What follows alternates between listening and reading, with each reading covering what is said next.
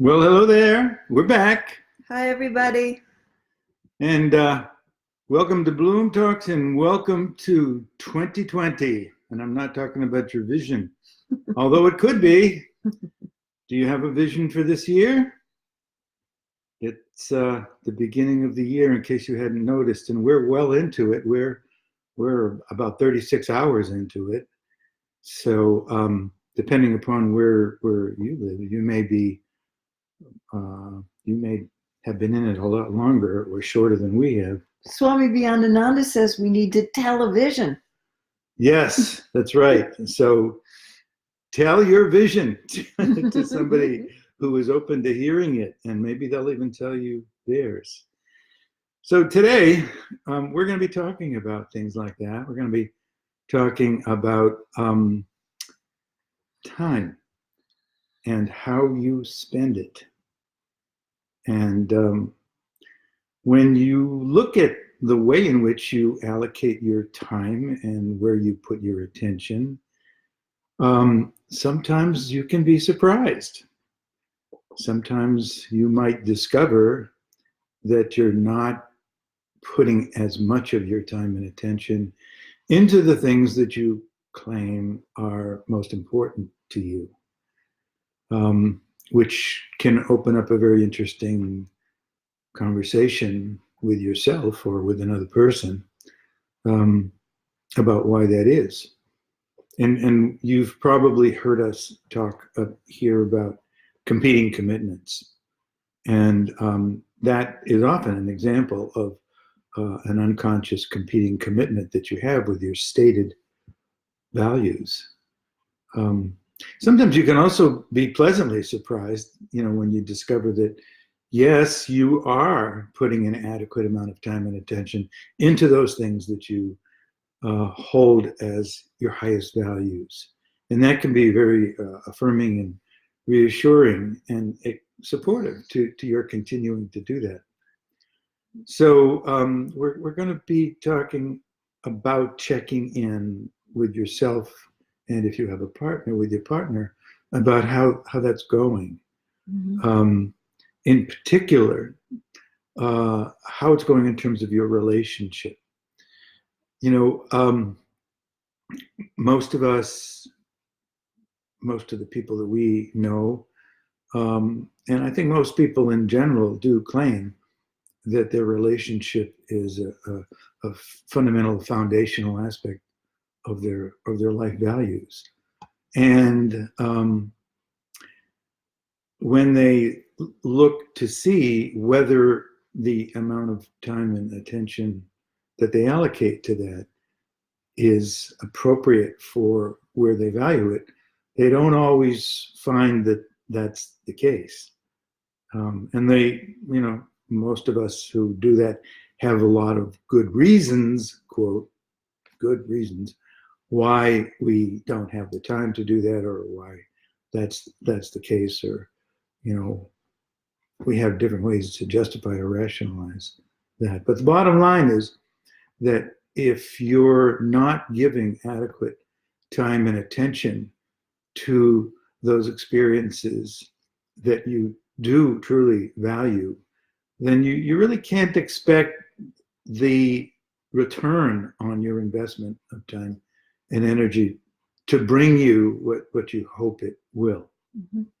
So we are issuing to you today an engraved invitation to take time to take a good look and see whether you really are living the life that you want to be living.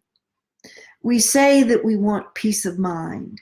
We say we want love in our life, that we want connections. We say that we want to be creative, or we want to contribute. But we want to do an inventory and check the different domains of our life and see if what we say we want and what we're doing in the way we're living our life is really lined up. Now, this can be a pretty confrontive process, because it's possible, like Charlie said, that you'll be pleasantly surprised and see that you're lined up. But when you take a look, you also take the risk of seeing that there's some things that you really value where you may be off the mark. And you may feel bad about that. And that's part of the process, to feel that you don't want to launch into yet another year and assessing at the end of that year that you were off the mark once again. We want to feel any discomfort that may be there for the way we might not be aligned, that we may not be integrity, that we're living the values that we really want to live, where we may be going over the short-term goal, the pleasure and the quick fix, rather than the long-term goal. We may be going for immediate gratification rather than for that will give the best mental health, emotional well-being, and physical health. So to look at all the different domains of our life, and there are many of them. Are we taking good care of our health? Are we taking good care of our romantic partnership? Are we relating to our children and grandchildren, if we have them, of our friends, our community? Are we devoting time and attention to creative process, if that's an important part of our life? The spiritual aspect of our life. Are we taking the time for fun and adventure and pleasure to make sure that there's sexual pleasure in our life, that there's romance? Are we giving the time and attention to the things that have the greatest meaning to us? And to be brave enough to tell the truth about it if it's a little off or a lot off, about looking for ways that we can put the corrections in. So taking, for example, the domain of relationships, which is pretty much the focus of our talks and our work and our lives. When we ask couples, what can an average day, how much time would you say you spend together? We get answers, like 2 or 3 hours a day. But then when we ask them a more specific question, which has to do with the Q word, quality time. And what we mean by quality time is not time in which we are handling the chores and responsibilities and tasks and obligations of being in a relationship or in a family, like, did you take out the garbage, and did you pay the bills, and who's going to drive Junior to his soccer game? And those things are all important. Don't get me wrong, they're all important, but that's not quality time. Quality time is something that not only handles the material, physical aspects of your life, but it feeds your soul. It nourishes your heart too. It creates a feeling of meaning and connection that we all need. Don't forget, we are social beings. And so it's really not enough just to handle the basics, the stuff on the to-do list. That's important, but it's not enough, particularly if we don't include other things on that list, because what's also just as important is that we nourish this partnership that we have. We take care of it. And what that means is that some of the time that we're spending, some of that 2 or 3 hours a day, is going to be allocated to direct, interpersonal, physically present, eye contact communication. Right. That's different from just handling the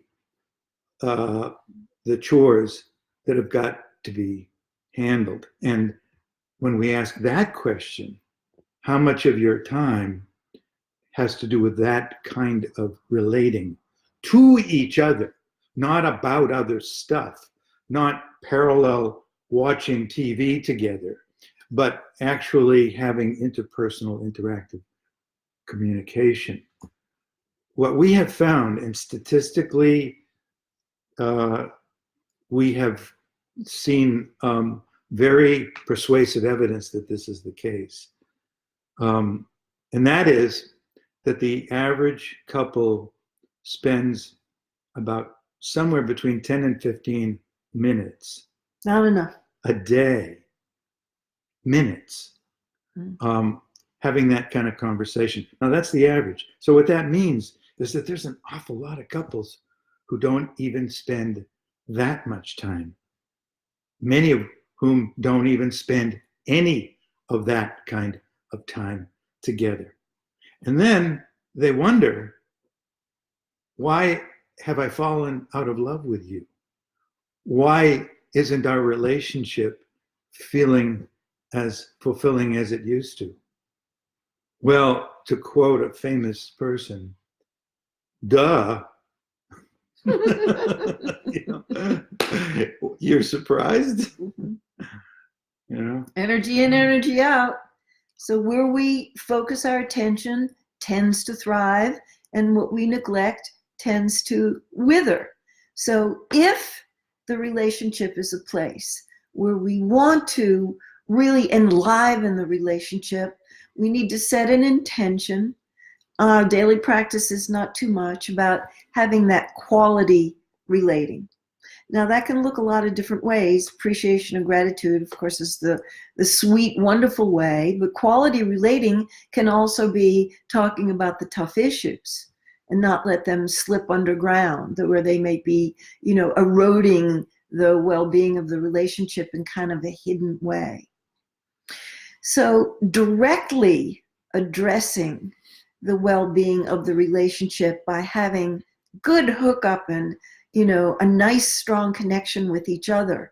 But they're indirect ways that fill our soul tank so that we're bringing our happy and fulfilled self to the relationship. And so we need to take a look at our life as a whole, because if we're an extremely introverted person and we're not gifting ourselves with enough solitude and meditation time, we're not going to have a full soul tank. So we're not bringing our best self to the relationship.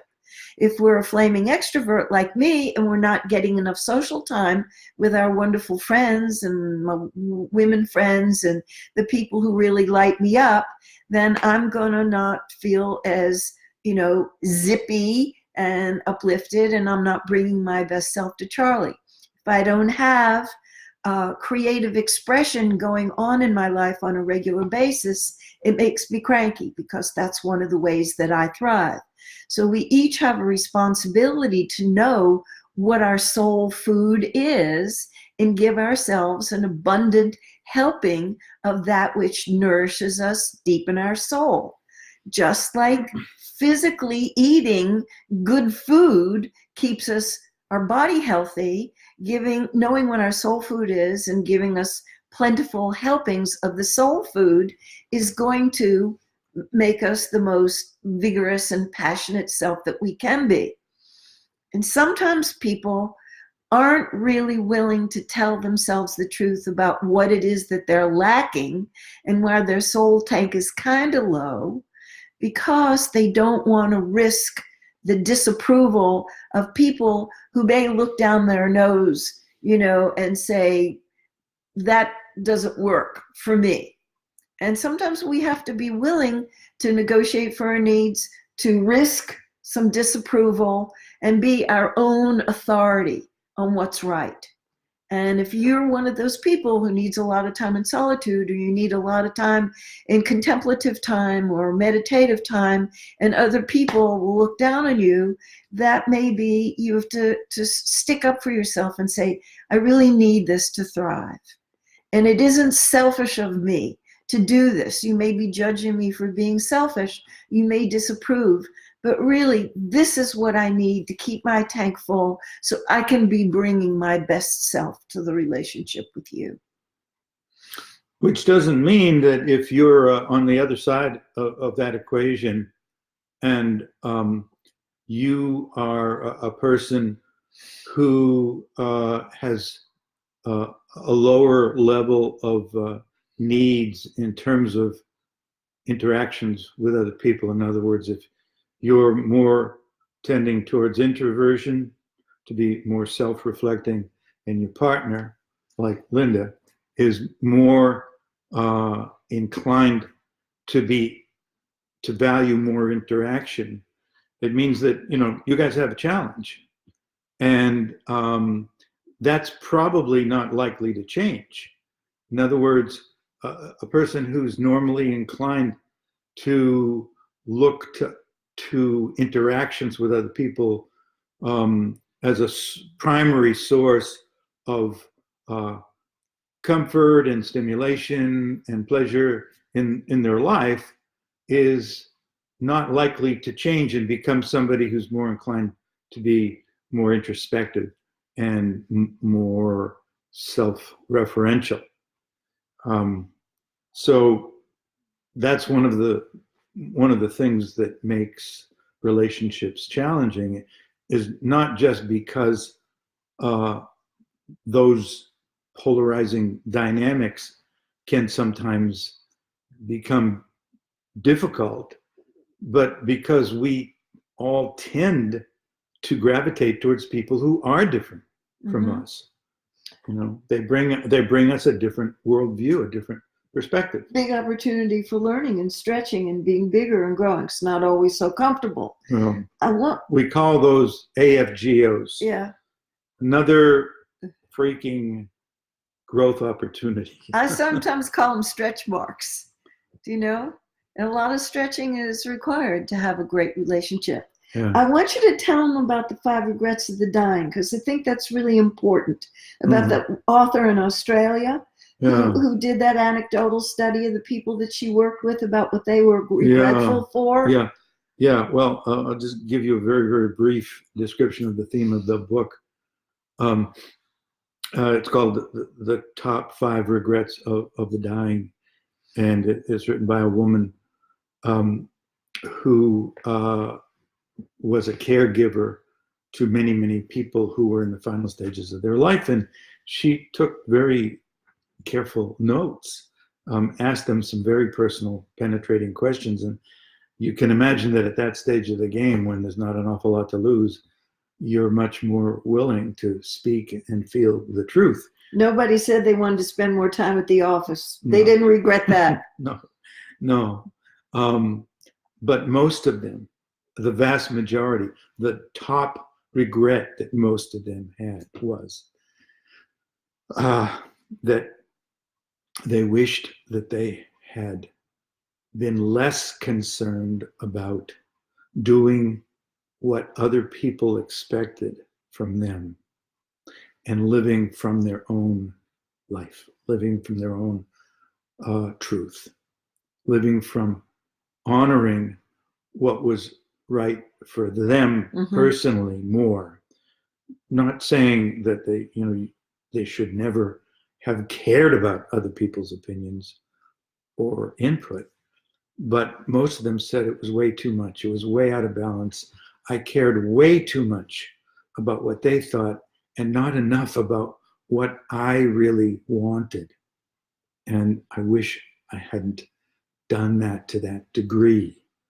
And the other four, the other four top regrets all had to do with relationships, wishing that they had really been more genuine in their relationships, that they had spent more time with the people that they loved, that they had been more willing to accept the love from other people that a lot of the time they rejected for different reasons, that they had been more willing to be generous with their acknowledgement of other people.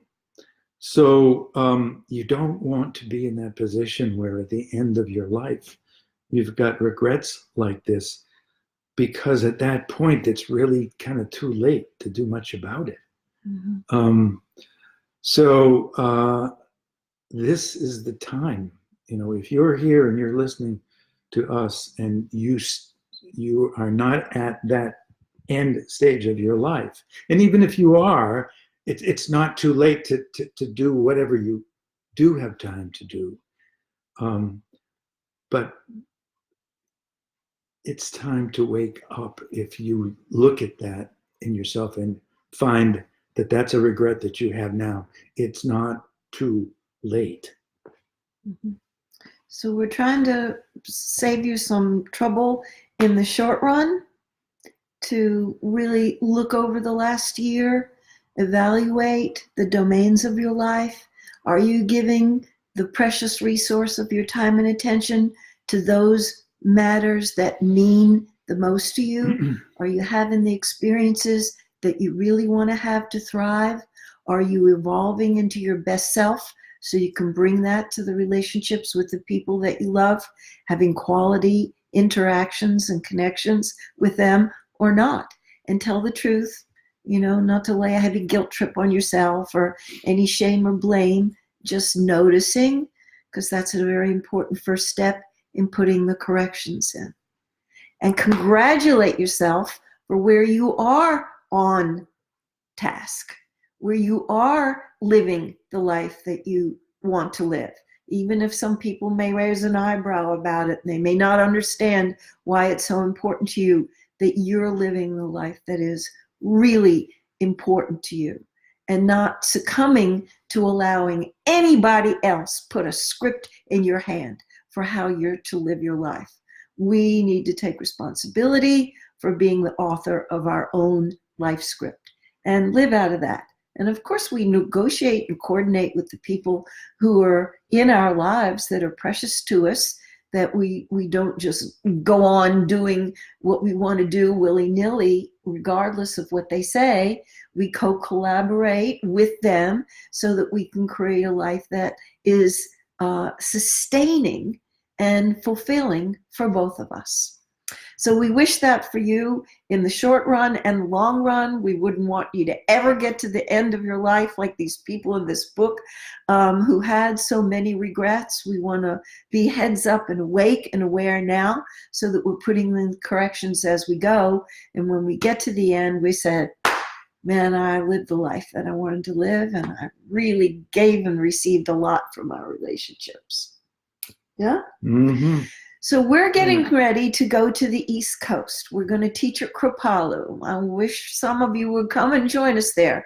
We're going to have a wonderful course in a wonderful retreat center in the Berkshire Mountains in Massachusetts. So we're not going to be here for the next 2 Thursdays. We're going to be on the East Coast, and we will resume in 3 weeks on January 23rd, and finding security in relationships.